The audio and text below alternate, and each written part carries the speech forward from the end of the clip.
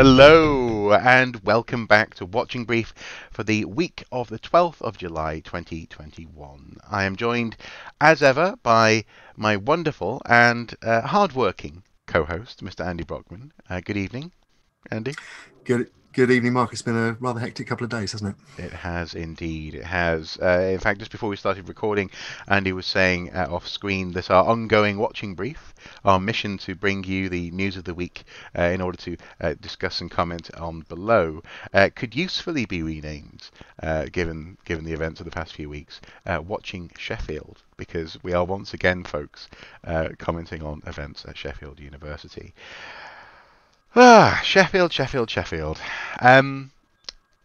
We should I suppose just cut to the chase and say that yesterday a final decision was announced by council following a conversation, I guess, that happened at Senate following a review that was recommended at a review level to close the department. A final decision was made to essentially not challenge the findings of that review, i.e. the department is set to close.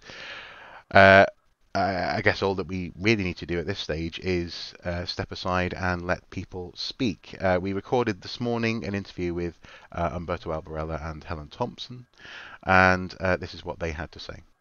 We just really wanted to give a flavour of what has happened to you in the last 2 days, really. And first of all, Umberto, how was the announcement given to you, to the members of staff of the department?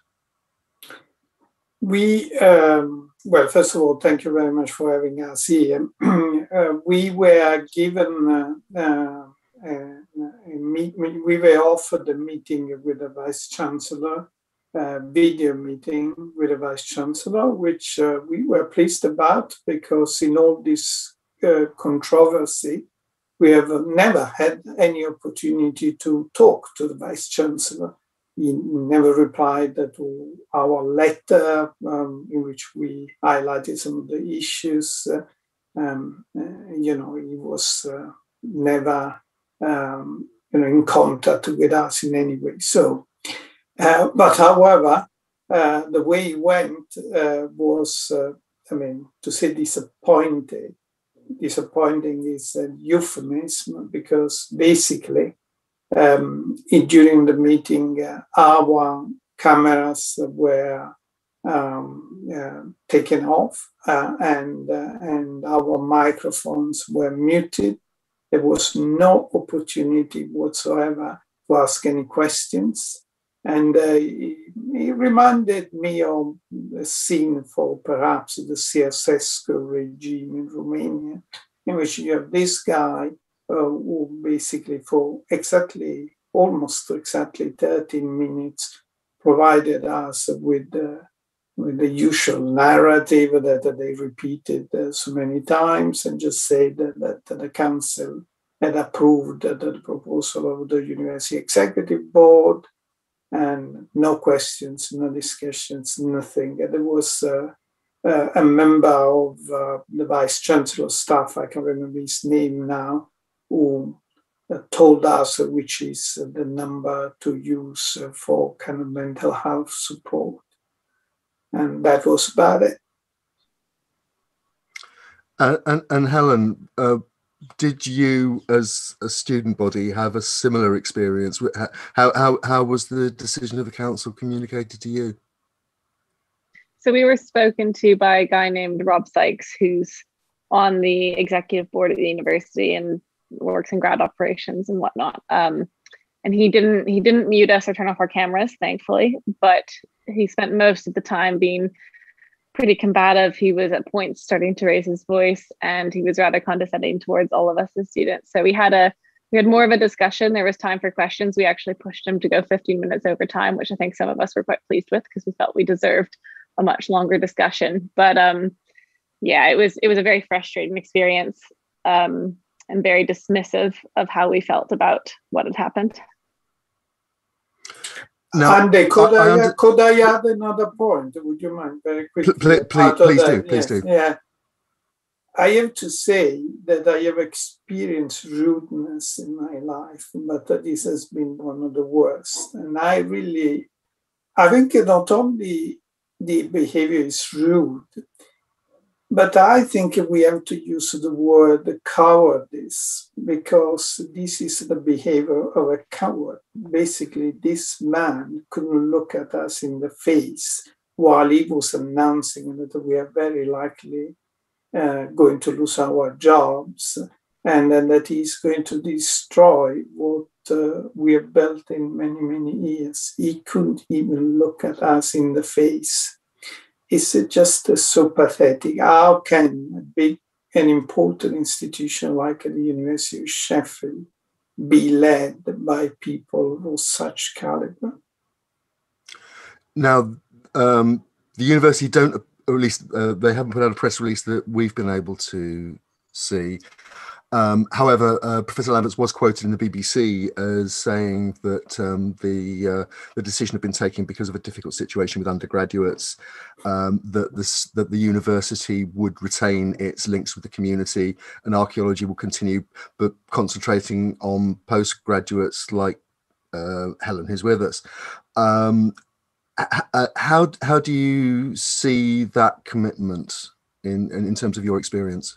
Well, I mean, it's very difficult to know where to start, because this is completely surreal.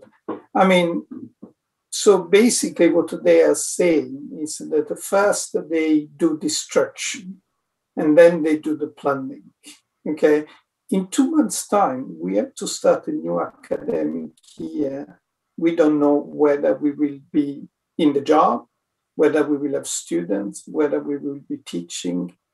It's just, as I said, it's just surreal. Regarding the other issues you mentioned, university, about, we have said it many times. Their plan is completely ignorant. You know, they obviously don't know what they're talking about moving areas of our teaching and research to other departments. And the medical school, landscape architecture, they have absolutely no idea what archaeology means or is. And then yesterday, in fact, it got worse. I just thought that they were just a broken record that is repeated for a couple of months. But no, now there is a change. But this change is just go back rather than forward. Because before they had highlighted what they consider areas of excellence or strength. This expression just made me laugh. Now they are saying that they don't know yet what these areas of excellence are. So in 2 months, they have reflected probably on the fact that their view of the areas of excellence basically has got no ground, I presume. And now they're saying that they have no idea. And so they will implement a strategy to think about that, you know. And in 2 months' time, we are supposed to start in the academic year. I mean, the degree of incompetence is just staggering. Helen, how do you feel about it? I mean, on the face of it, it's a commitment to postgraduate researchers like yourself. But is the trust there? Is the confidence there in that commitment? There's absolutely no trust. It was pretty clear in our meeting yesterday that they didn't even know how many current PhD students were on leave of absence. They didn't have any, stats or numbers to back that up. They didn't even know how many of us were registered with the department. There's no evidence that they truly have put any thought into it or that they really care at all. They kept insisting that they would prove us wrong and that they would support us through it, but it's pretty clear there's zero trust on our behalf. They've done nothing so far to show us that they will support us at all. And I would be very surprised if they do support us properly. And I think it's more in their interest now to kind of divide us up and shift us into different departments and take away the group mentality that's kind of pushing back against them. And I don't think we're going to let that happen. That sort of brings me on to perhaps the last part of our conversation, which is about what happens next. But two things I think I'd like to ask you both about again. One is that in his presentation, for want of a better word, to the staff yesterday, Professor Lamberts said that the university would be setting up a working group under the chairmanship of Jill Valentine, Professor Jill Valentine, the Deputy Vice Chancellor, and said that it would be inviting staff and students to take part in that process to shape the future of archaeology at Sheffield. First of all, do you have any? Does that process hold any credibility for you, and will you be cooperating with it? Umberto first. Well, credibility is not a word that can be associated with any aspect of central university management. Credibility is just zero. The fact the process is going to be led by the Deputy Vice Chancellor put that kind of credibility from zero to some kind of minus value, considering the absolutely absurd and out of touch, impolite, uninformed, and unprofessional way in which she has led the whole process of the review. And what obviously I'm not going to forgive very easily is how rude and manipulative she has been towards our students. That's something I'm not prepared to forgive. Will we engage with the process? Yes, of course we will. You know, and will we engage constructively? Yes, we will do. Absolutely, as we have always done.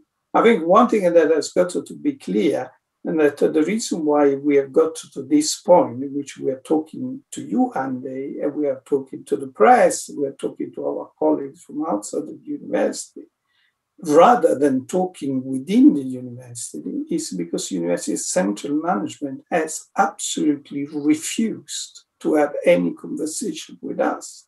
We would have been very happy to sort out things internally, but I'm afraid they were not interested in talking to us, and they refused repeatedly to talk to us.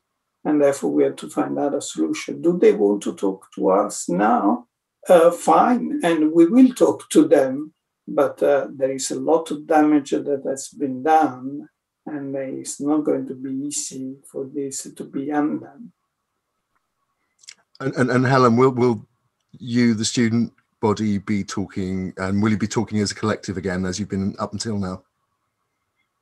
Yeah, so they said that they would also speak to us all individually, which of course there's benefits to that in terms of figuring out what we all actually need to finish, you know, postgrad wise, to finish our PhDs. But there is some consensus as well that they must continue to have group meetings with us as well. I'm personally a bit concerned that they would try to make individuals happy and shift off some of the, I guess, pushback against them. So we really need both. We need both individual meetings and group meetings to keep us all together as a cohort. But there's no trust at all with the process, and particularly with the fact that Jill Valentine has been put as a head of the implementation group. I know I can speak for myself, but I think most of my colleagues would agree with me. We have a lot of issues with that. To be honest, we feel emotionally traumatized by her in many ways, and I don't feel comfortable sitting in meetings with her. And I haven't even been in those meetings beforehand. I've only heard of what's gone on, and it's affected me that way. So I personally would have made a complaint that she's been put in that position. I think it's a conflict of interest. I think that somebody else should be there that does foster trust. And they really hammered home on our meeting yesterday that they wanted to prove us wrong and that they wanted to develop that trust. So if they would like to do that, then they should remove her as head of the implementation group. And just to finish, just before we started recording this, I was looking at the press release from the University College Union branch press release that has gone out today. There is an emergency branch meeting of the UCU tomorrow, I think, Umberto, if I'm right, if I remember correctly. How do you feel the mood among staff is? Is this likely to escalate now to a university-wide issue, do you think? I think so. I think it is likely. This was always on the cards. You have to bear in mind we have worked very closely with the University College Union. Our union supported us very strongly. And we also are lucky to have an excellent branch in Sheffield. The degree of support, just practical and also emotional, has been very, very strong. So we will see. Obviously, this is a decision of the membership, so it can be decided by us. But obviously, there would be various options on the card. Yeah, I think an escalation is likely, and well, we will see how the membership will respond. But certainly, the move is. I mean, since yesterday, to be honest with you, Andy, I can't easily get on with doing any work. I'm so completely inundated by messages coming from within the university, from the city, the country, and especially international, or people who are just angry. I mean, the tone has changed in the sense that people were, there was disbelief at the beginning, sense of support of that. I mean, obviously the support and the solidarity are still there, but there is anger that, how it is possible that an act or culture of vandalism could be accepted this way.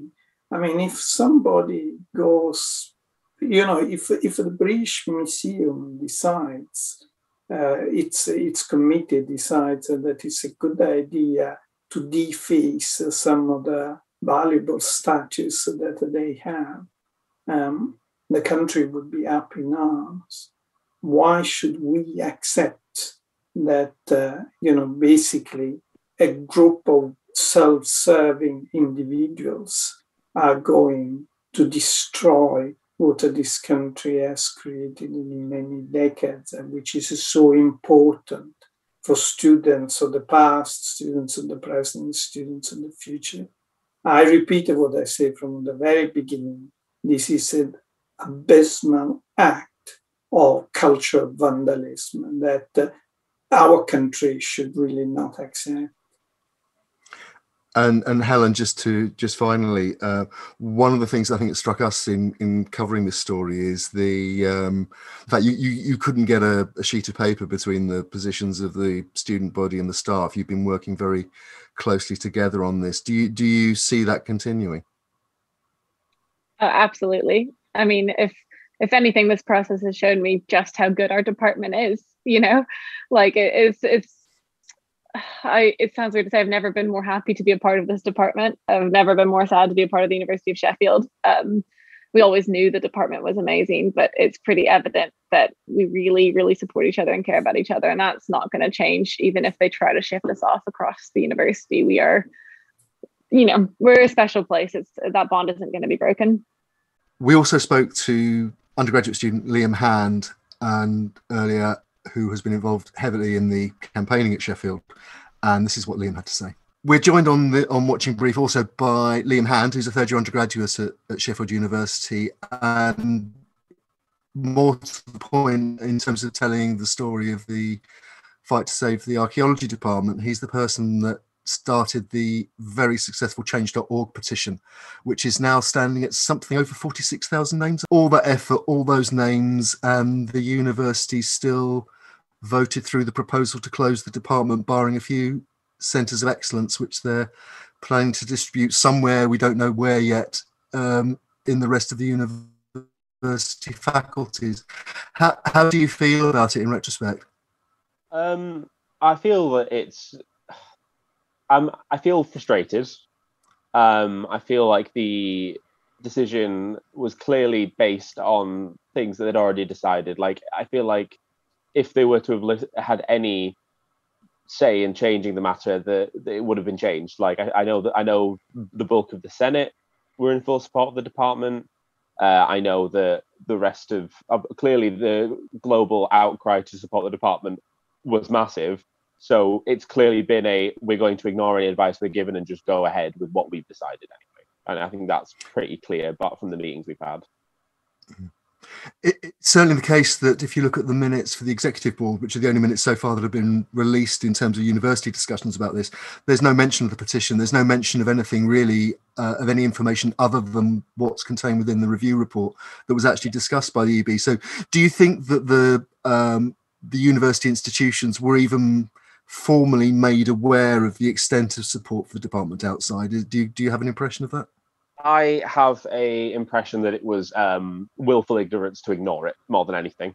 I feel like it is something that was addressed to them by myself and others numerous times. I mean, I sent emails to every one of the email addresses they'd recommended we contact them through, with a full list of signatures and detailing what it was. And I got a stock response the numerous times I've done that. So that should tell you everything. They're not willing to engage or interact about it at all. And so we are where we are.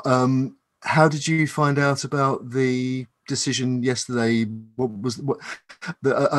I gather this time that rather than speak to the students as a body, you were spoken to by separate, undergrads, postgrads, PhDs, and so on. They divided you up this time. What were your cohort told? My cohort was told that we would. That it was closing, that it was a decision they didn't take lightly, and that they know it's not the decision we wanted to hear, but we really feel like it's going to benefit archaeology and the university, and it was just the same empty platitudes and spiel. And they would ensure the student protection plan when they were asked about the actual how they would do that, or any kind of base beyond base empty platitudes. They could not give any answers.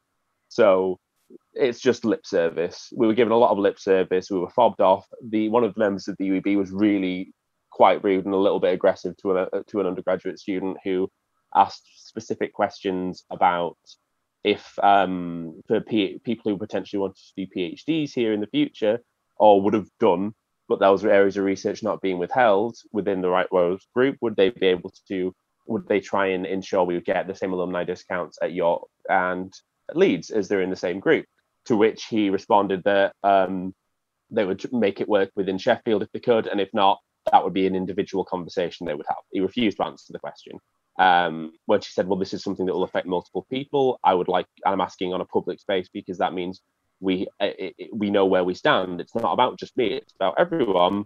He at that point got aggressive and rude with her and basically shut it down. So that should give you the impression it was a thin veil of concern, but really it was that we were an inconvenience. We were given half an hour, and he left the meeting early after being snappy.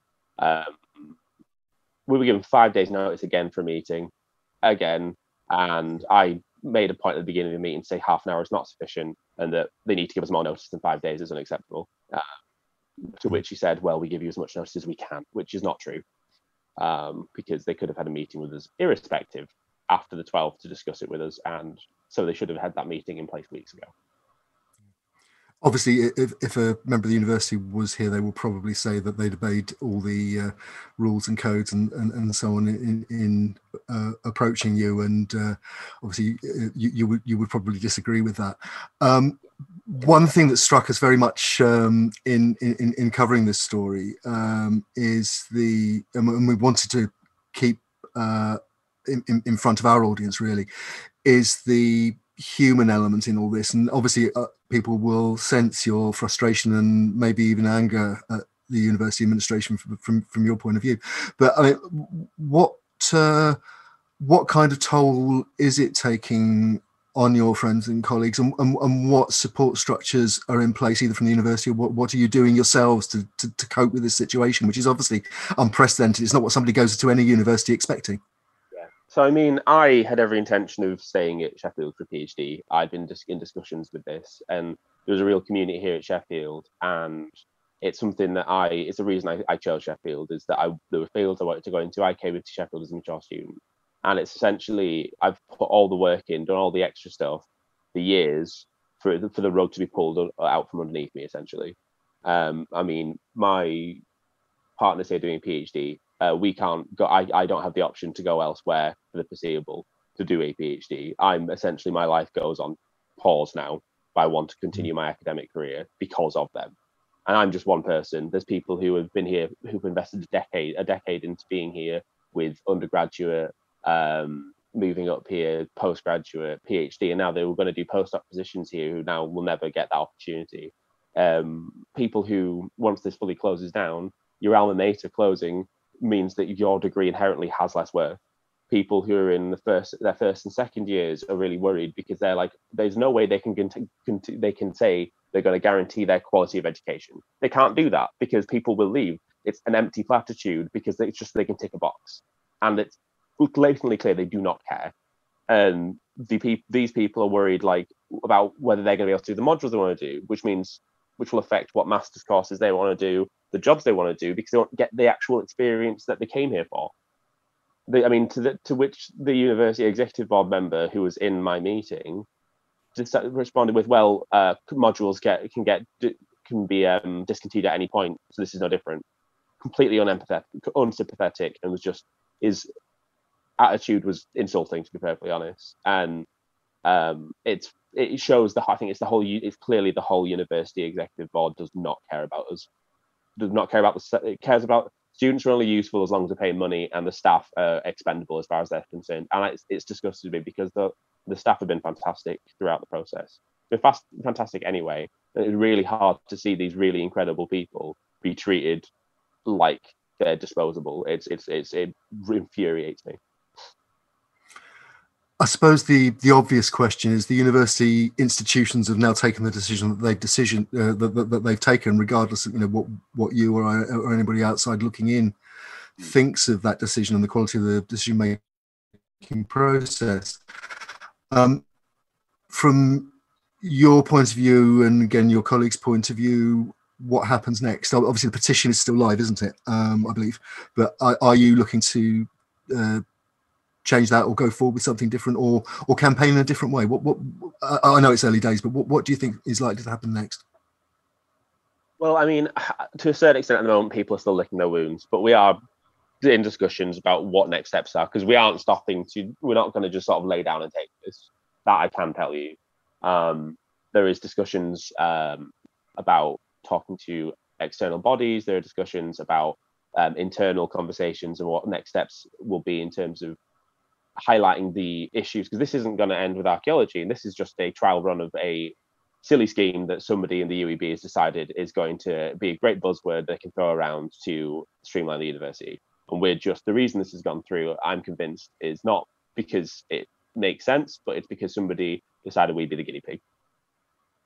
And so there's plenty of other courses, departments who'll be on the chopping block very soon if this goes ahead and they deem it to be successful, which it won't be, but that doesn't mean that they're going to not claim it to be. They're clearly delusional. So the next steps really is trying to get the wider university to realize this is something that if they don't do something about these people now, they're all screwed, to be quite honest. And so is the university. And just to finish, and you've been through this experience, it's not over yet, but what would you say to somebody in another university department, say, who hears that something like this might be going on at their university? What would you suggest that they do? How would you suggest that they respond? Get on it quick, get everyone get to a work. You need to get the every detail out there. You need to be taking notes. You need to be making sure that every step they make, they're accountable for, if they're going to approach it the way our university has, because it's been abhorrent, but we've been able to hold them accountable as best we can throughout that process, which has given us the best chance we've had to fight it. So making sure that you know your rights as a student and staff, and know that you ultimately can hold these people accountable regardless of the things they try and convince you otherwise. They are ultimately held accountable to students. We are the people who can do something about their behavior, because they can't be in the position they're in without us. And I think that's probably a good point to finish. So Liam, Han, thanks for joining us. Thank you. So we've now heard from three people at the sharp end of what's been happening at Sheffield, and I think all we can say at the end of it is that they don't know what's going to happen next. We certainly don't know what's going to happen next. We're waiting on the University College Union branch to have their emergency meeting tomorrow, Thursday, as we're recording. And out of that will probably come some form of protest action. I would expect. Certainly, Umberto seemed to be expecting that. And also, one has to feel for the staff and the students involved who have been presented with no plan from the university. They've taken a decision, but there's no idea how that decision is going to be implemented. Well, beyond as far as we can tell, words. It says to me, and given what we've seen unfold in the past few weeks, I can understand why some people don't take those words as being a solid guarantee of anything in particular.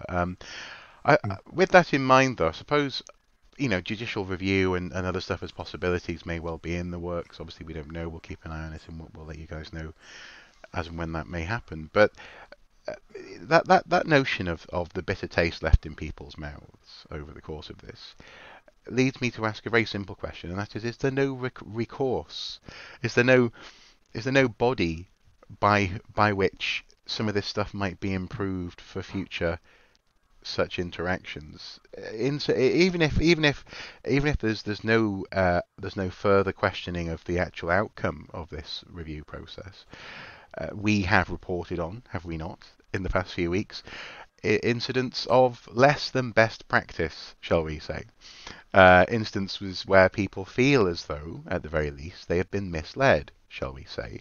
Again, I'm being very careful in my language here. And instances where the internal the guidelines for best practice, for example, with regards to retention of minutes of meetings, etc., has not been followed, to the point where actually documents may even have been possibly in error, possibly through direct request, have been destroyed. Is there nothing that's going to happen to at the very least improve what has been a very messy process? Or is this just what we have to accept now as being the way that universities are run in the United Kingdom in 2021? It's ugly, and I can't help but wonder whether or not this can be improved. We've certainly seen very strong criticism of the way the process has been run at Sheffield, in the same way that we've seen very strong criticism of the way the similar processes have been run at both Leicester and at Chester. So to that extent, yes. And also there's another significant dispute ongoing at the moment at Liverpool University as well. So I think there's no question that these kind of disputes, usually over cuts and pivots on the part of senior management teams, are happening increasingly. This is happening against a background where, we'll give you an example, at the online rally that Sheffield ran last week, one of the speakers was an expert in governance and was arguing that over the last decade in particular, senior management teams in our universities have been accruing more and more power to themselves at the same time as neutering scrutinising bodies like Senates. So Senate, for example, at Sheffield, it is said, went from a body that could take votes and take binding votes on things to something that offers, quotes, advice to University Council, which takes the ultimate decisions. I have to say that I had a former academic at Sheffield reached out to me in the week and said, look, if it's University Council, effectively, I'm paraphrasing here, but said effectively, if it's University Council they're looking to here, forget it, because University Council has always been a poodle. The safe questions, I was a member of it once, safe questions of it were sort of planted, and once upon a time somebody asked an unscripted question and people almost died of shock. So okay, that was one person's perception, but that is the kind of world we're in.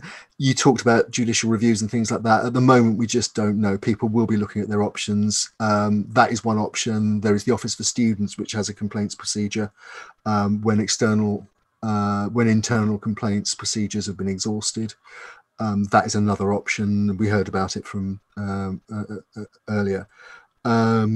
So as I say, at the moment, we just don't know. I think what we can say is that this is a situation where people have been put under incredible stress.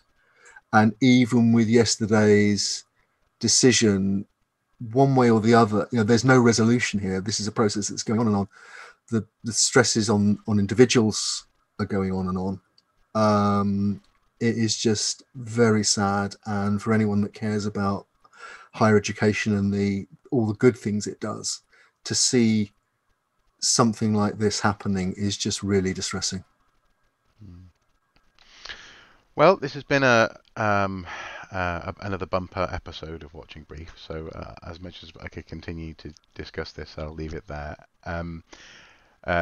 Thank you guys for watching. Thank you for your time, Andy, and we will continue to examine this as the weeks proceed. We also do intend to have other things happening. I mean, obviously, as much as you were joking about watching Sheffield, this has just been an important thing to if nothing else, just to acknowledge and to chronicle as it's been happening, because I feel as though, as someone was saying to us earlier, this could have a domino effect in the academic world, and what happens at Sheffield potentially is a pointer for what may well happen more broadly, and also frankly to other departments. It's not just archaeology. This has been a case study potentially, and so that's the reason why we've been looking at it so closely. So Watching Brief will there is other stuff happening in archaeology. We do acknowledge that. Anyway, so Andy, go on. I was going to say, I think a lot of all our coverage on this, I hope it's been driven by our principle that it is in the public interest to have this stuff in the open and to discuss it, and to make the process open and accountable as we can help to make it in our role as observers and as journalists and so on. People out there watching the Watching Brief, if you've got feelings about this on either side of the argument, please join the discussion below the line here. And if you have any experience or knowledge or tips about things like this that are going on elsewhere, please think about letting us know. There are ways to let us know in private and confidentially on the Pipeline website. On my DMs are open on my Twitter feed at Pipeline News, and I know ArchaeoSoup as well has ways of communicating. So I think ways. One of the things we have ways. No, I think one of the things that's come out of this is that knowledge is important. There's an old saying in journalism that news is what somebody doesn't want you to print. Everything else is advertising. Sheffield management were advertising a proper process, and I think one of the things that the media has shown is that process has a lot of questions to answer. Yeah, absolutely. Well, we'll leave it there. Thank you guys for watching. Until next time, do take care. Bye bye.